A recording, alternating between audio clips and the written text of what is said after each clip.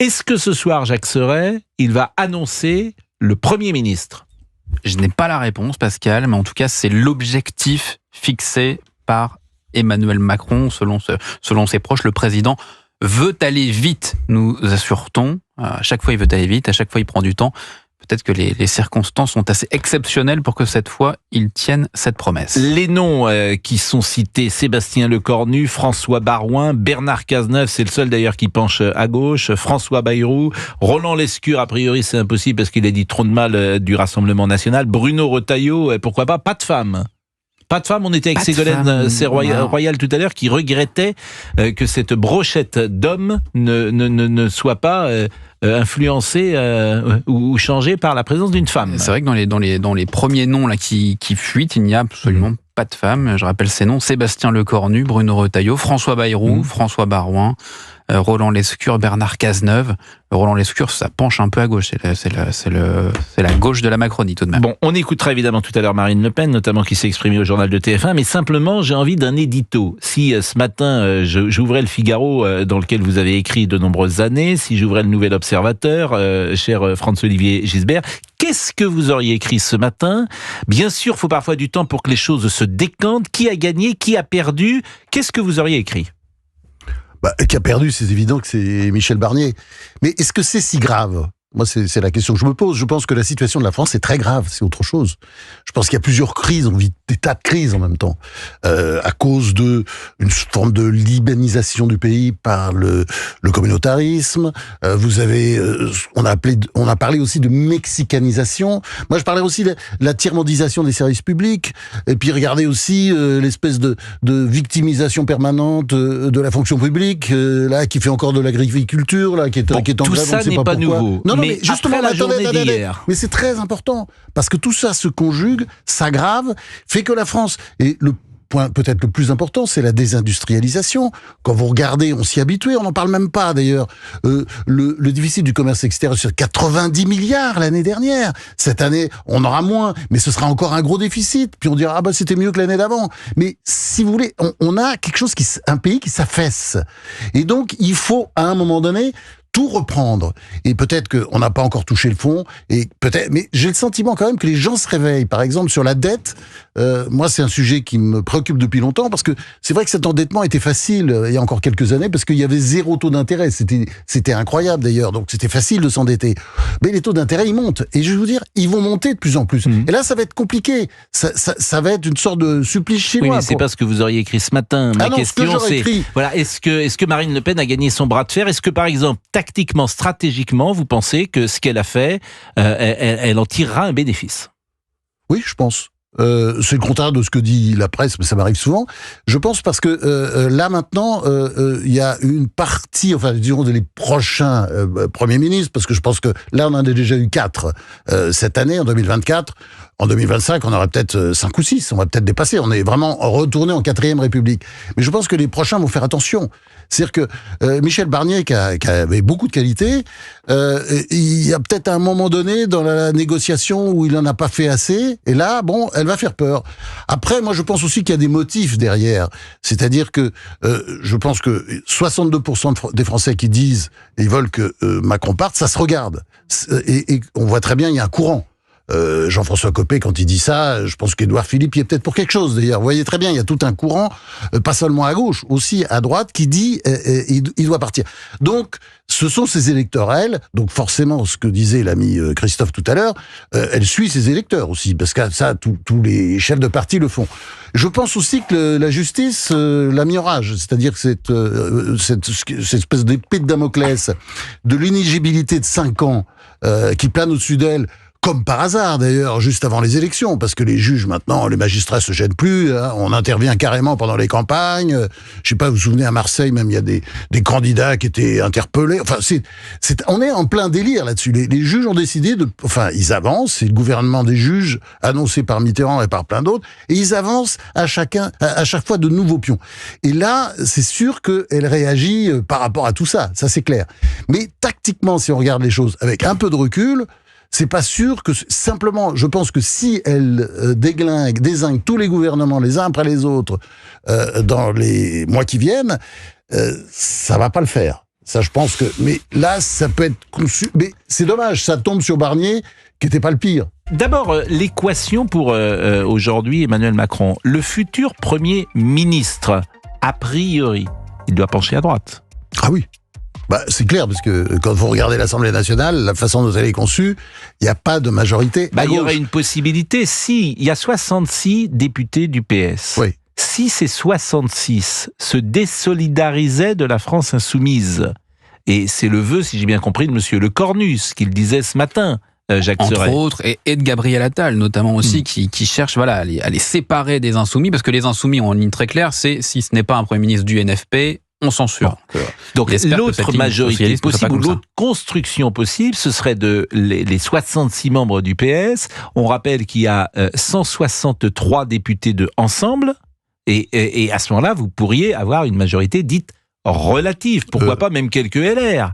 Mais ça, on est d'accord que ce scénario, on l'écarte. Oui, je crois que LR serait pas dans cette configuration-là, de toute façon.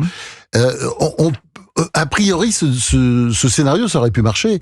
Mais le problème, on voit bien aujourd'hui que les socialistes, en gros, ont peur de LFI. C'est ça l'histoire. Vous avez des municipales qui vont venir, vous avez des tas d'accords électoraux quand même qui les obligent. Et finalement, pour un socialiste, s'il se désolidarise du NFP là dans les semaines ou les mois qui viennent, ça veut dire qu'il a toutes les chances d'avoir, parce qu'il y aura sans doute des législatives l'année prochaine, dès que Macron pourra dissoudre, il dissolvera l'Assemblée nationale, il dissoudra, et donc à ce moment-là, ils vont se retrouver avec un LFI. Et LFI a montré pendant aux dernières législatives, c'est très important, que quand il met, la vindicte sur un candidat sortant NFP à l'époque, c'était NFP, ex-NUPES, il est battu. Exemple, Fabien Roussel, il était battu. Exemple, quelqu'un d'ailleurs qui aurait pu faire l'affaire dans cette occasion, parce qu'on parle de Lucie Castet, qui était quand même une blague, mais Valérie Rabault, par exemple, elle était battue aussi, et ça, on sent que il y a la main de LFI là-dedans à chaque fois. Donc ça penche à droite. Et parmi ceux qui pensent à droite, il faut donc trouver, c'est toujours pareil, le mouton à 5 pattes, Jacques Serret, c'est-à-dire quelqu'un qui est compatible avec le Rassemblement national. Donc monsieur Le Cornu l'est, par exemple, monsieur Retailleau, bien sûr. Quelqu'un qui n'effraie pas le bloc Ensemble, même si a priori il n'y aura plus jamais de censure possible pour un homme de droite. Après ce qu'a dit Gabriel Attal hier, il ne mêlera jamais ses voix à la France insoumise. Donc il est tranquille, j'ai envie de dire, le Premier ministre de droite. Il sera jamais censuré. Oui. C'est pour ça qu'à ce stade, il y a finalement 3 noms. Là, je vous en ai cité 6 au tout début de l'émission. Il y a 3 noms finalement qui sont sérieux.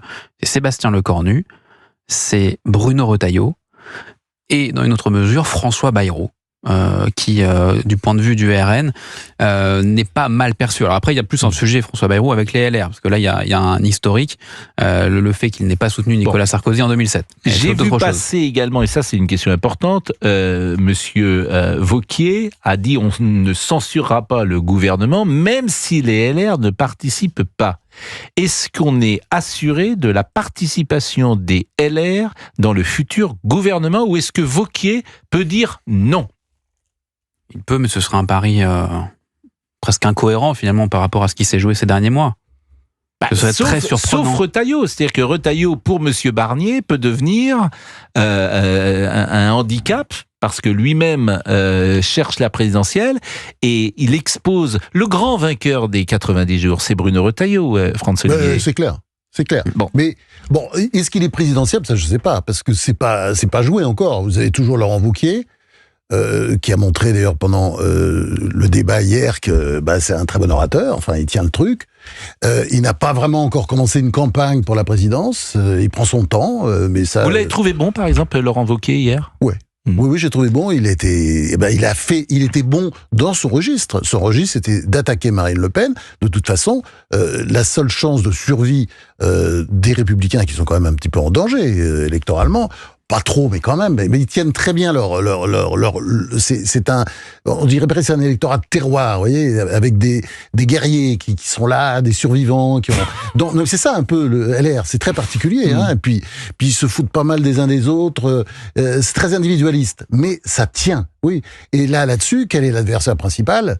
Pour eux, c'est évidemment le Rassemblement national. Donc il a fait un discours très très anti-Le Penisme, mais ça, c'était le jeu. Ressaisissez-vous, ressaisissez-vous. Bien sûr, bon. Donc les LR seront sans doute présents, donc l'équation est la même pour Emmanuel Macron. Je pense si c'est Sébastien Lecornu, c'est très difficile de pas continuer en offrant beaucoup plus de ministères LR que dans la fois précédente. Parce que, bon, l'affichage, déjà, sera un peu compliqué pour Macron. Les gens vont dire, quoi, il a perdu, etc. Il revient encore par la fenêtre. Il y en a marre. Donc, parce qu'il y a ce courant, quand même. Donc, je pense que... Moi, j'ai plutôt tendance à penser que l'alliance, le socle, tout ça va continuer, sous une forme peut-être un peu différente. Si c'est Lecornu qui semble pourtant avoir la faveur, parce que est très apprécié par le RN, c'est très important, parce qu'il y a des rapports depuis longtemps. Et sur le fond avec le budget, parce qu'on retiendra quand même l'histoire de la Ve République, vous qui avez beaucoup écrit sur la Ve République, l'histoire de la Ve République retiendra que le gouvernement Barnier est tombé parce qu'il avait décidé d'indexer les retraites au 1er juillet au lieu du 1er janvier. Enfin, tout ça est quand même dérisoire. François-Olivier Gisbert. Complètement. Mais c'est pas non plus la fin du monde. Je pense que la France va très mal. J'en suis sûr. Il y a beaucoup de décisions à prendre. Oui. Michel Barnier, pour des raisons, je ne sais pas, j'ai pas envie de rentrer dans le détail, ce serait trop long, mais n'a pas, parce que il a pas été habile. Il a dit qu'il allait dire la vérité. Il n'a pas dit la vérité. Il n'a pas dit la vérité sur l'état de la France globalement. Sur tous les domaines. Enfin, ça va de l'effondrement de l'industrie, mais ça, c'est pas Macron qui est responsable, c'est depuis longtemps. Mais enfin, on a quand même l'industrie la plus faible d'Europe par rapport à la richesse nationale. On est la plus faible avec la Grèce. On est tout en bas du tableau. C'est incroyable quand on pense à ce que la France était. On a une agriculture qui était notre force, qui est aujourd'hui en difficulté. Enfin, ça, aujourd'hui, c'est la situation. Donc, vous voyez, tout ça, c'est des problèmes qui n'ont pas été traités. Et qui ne seront peut-être pas traités dans les prochains mois, ce qui veut dire que, de toute façon, on va quand même vers une multiplication des crises, c'est ce que je disais tout à l'heure. Alors, au-delà de la responsabilité qui est parfois portée par le politique, est-ce que la responsabilité des Français doit quand même pas être engagée? Parce que les Français ne veulent aucune réforme. Non. Ça, je suis pas d'accord. Je pense que les Français, ils sont dans la rue immédiatement. La retraite, le monte. C'est-à-dire qu'il faut sans doute bosser plus. Non. Je pense qu'on doit avoir des politiques. Prenons l'exemple de la retraite. Il faut sans doute bosser plus. C'est évident. Enfin, attendez, la France, c'est le pays qui travaille le moins des pays d'OCDE par habitant. Parce que pas par salarié, mais par habitant, on est très très bas. Comment vous faites pour aller dire aux peintres, aux plaquistes, à ceux qui font des métiers difficiles, qui vont aller travailler jusqu'à 62, 63 ou 64 ans? Il suffit de parler vrai aux Français, ce que Emmanuel Macron n'a pas fait. C'est-à-dire, il a fait il a fait comme s'il faisait des cadeaux comme ça régulièrement aux Français, comme s'il y avait beaucoup d'argent, et l'argent magique, etc. Il faut dire, voilà, ce qu'a fait, regardez, Barre, il a dit, voilà, ça va pas du tout. C'est la situation d'aujourd'hui, d'ailleurs, mais bien pire, parce qu'il y avait une crise, il y avait les 2 chocs pétroliers quand il a dit ça. Vous le racontez dans votre livre, même Giscard, je crois, de mémoire, Giscard lui dit, vous pouvez pas dire ça. Je crois que c'est vous qui le racontez. Oui, mais bien sûr, parce qu'il est tellement... il dit tellement la vérité que Giscard lui demande de pas la dire. Oui, sauf que Barre est devenu populaire après. Il est devenu populaire. Et regardez, Rocard aussi, si elle lui arrivait de dire souvent la vérité, y compris d'ailleurs sur l'immigration. Ils n'ont pas été ni l'un ni l'autre président. C'est sûr, ils n'ont pas été présidents, mais ils sont devenus populaires. C'est-à-dire qu'il ne faut pas prendre les Français pour des imbéciles. Je pense, moi j'attends l'homme d'État qui viendra, ou la femme d'État, parce qu'il y en a aussi, qui dira aux Français, voilà ce qui se passe, voilà ce qu'on doit faire. On est dans la même barque. On a un beau pays, il y a de l'énergie, il y a une jeunesse, etc. On peut pas continuer comme ça. C'est-à-dire, vous savez très bien, la société à irresponsabilité mais c'était illimitée. Macron en 2017. Macron Révolution, c'était exactement ça. Pas du tout. D'abord, il a commencé par un horrible mensonge de foutage de gueule des Français quand il dit qu'il va supprimer la taxe d'habitation. Moi, c'est la raison pour laquelle j'ai pas voté pour lui au premier tour. Je trouve un type qui ose dire qu'il va supprimer la taxe d'habitation, il se fout du monde. D'ailleurs, elle est revenue par la fenêtre, évidemment, tout de suite. Sa première réforme des retraites à point était intéressante. Très bien, mais ça, excusez-moi... Et les Français n'en ont pas voulu. Non, mais non, c'est pas comme ça. Mais non, écoutez, je suis désolé. Quand il y a eu, par exemple, la grande bagarre... Ils n'ont aucune responsabilité, les Français, c'est que de la faute des politiques. Bon, d'accord, il y a une responsabilité des Français. Mais ce que je veux dire, c'est que d'abord, il faut leur parler. D'abord, il faut leur expliquer. Il faut ce que on fait des tas de personnalités politiques dans le passé. Je disais par exemple, je lisais récemment Mitterrand, dans l'histoire de la rigueur. Il a jamais voulu prononcer le mot rigueur, mais il leur dit voilà, on peut pas continuer comme ça. C'est pas possible, les déficits, faut arrêter. De Gaulle, excusez-moi, vous dites, attends, De Gaulle, il n'a pas arrêté de faire de la pédagogie. Attendez, il arrive en 1958, il fait, et dès 1959, l'époque était différente. Il fait, non, c'est pas vrai. Excusez-moi, le tout pour la com, avec les pochettes surprises à longueur de journée, la politique en meurt de ça. Il faut des hommes d'État, des personnalités qui parlent vrai aux Français. Bien, mais je pense que c'est plus difficile aujourd'hui qu'avant. Et on peut se poser une question, est-ce que nos démocraties sont devenues ingouvernables avec les réseaux sociaux, avec la fracture de la société, avec les minorités actives, avec. On peut s'interroger sur la démocratie. On peut mener cette réflexion. Vous savez, les réseaux sociaux, faut pas exagérer. Parfois, c'est la Ligue de l'humanité qui s'exprime là-dedans, comme dans les bistrots. Faut pas. Enfin, il y a toujours eu ça. C'est pas. Enfin, vraiment. C'est pas la faute aux réseaux sociaux, là. On dirait Macron, là. C'est toujours la faute aux réseaux sociaux. Mais non. Mais oui, c'est du Macron, là. Tout craché.